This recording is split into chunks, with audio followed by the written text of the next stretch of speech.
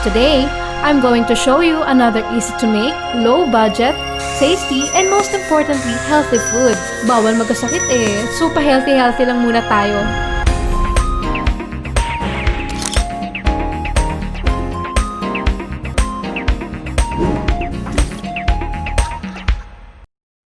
What we need today are mostly vegetable, and I chose random vegetable for this recipe. Just slice it thinner, or any vegetable you can grab and want to try to grill. Just do it and toss everything in your mixing bowl and season. If you're not a vegetarian and you want to try this recipe, what we can do here is you can add your pork, beef, or even fish. And now to season this, our vegetable, I'm gonna use my mixture, cooking oil with parsley. But you can use cooking oil mixed with chili powder or mixed with calamansi, etc. or just plain cooking oil. It's up to you. Just like what I said, be experimental. Walang magbabawal sa'yo. At the end of the day, the taste of your food is what matters. Now, what we're gonna do is add cumin.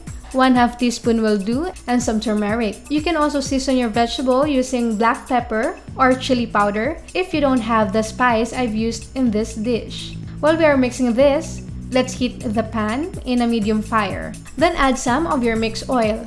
A little tip, if you're going to use a bamboo skewer, it's better to soak it on water overnight, especially if you're going to grill in an open fire.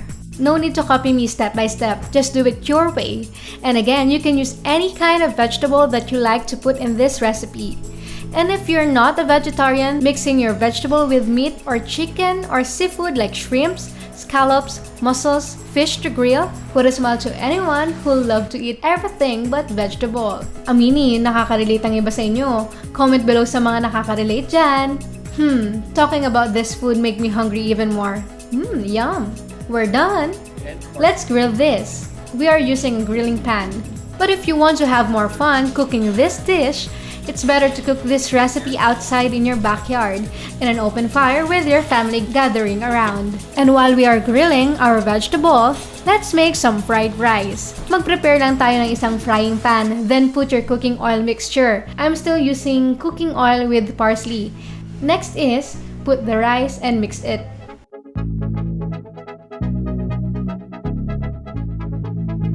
And while we are cooking the rice, don't forget to flip your kebab from time to time.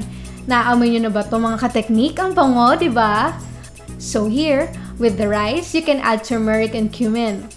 Again, you can use plain black pepper, chili powder, and salt to season your rice or even soy sauce and ketchup. Try nyo, ang sarap niya talaga. Or maybe I will just make a video making fried rice using that 2 ingredients I mentioned to show you how to do it. Abangan nyo ha! Well, to continue, mix your rice well until your rice coated with all the seasoning you put.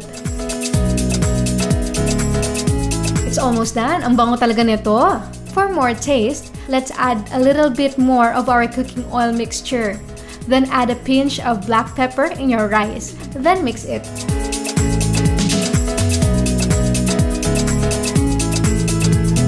And it's done! I-plate na natin. Ayan! Then, let's just put our grilled vegetable on top of our fried rice. Yummy!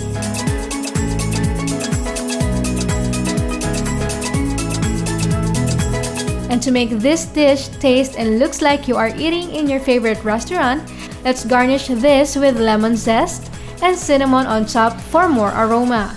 Or pwede naman pigaan na lang natin ng calamansi sa ibabaw and then sprinkle it with a little bit of chili powder. Mabango pa rin siya. Again, you can use any kind of seasoning. Be experimental. Walang magbabawal sa'yo. As long as na masarap, okay na okay yan. Well, ang bilis ng oras. Don't forget to try this recipe. And for me, kakain na ako mga kateknik. Until next time, marami pa akong ipapakita sa inyo na low-budget recipe like this. Don't forget to like, share our videos, and comment below. Share your experience trying this low-budget recipe. Mag-subscribe at i-on ang notification bell para kayo ay ma-update always sa ating next recipe. See you soon!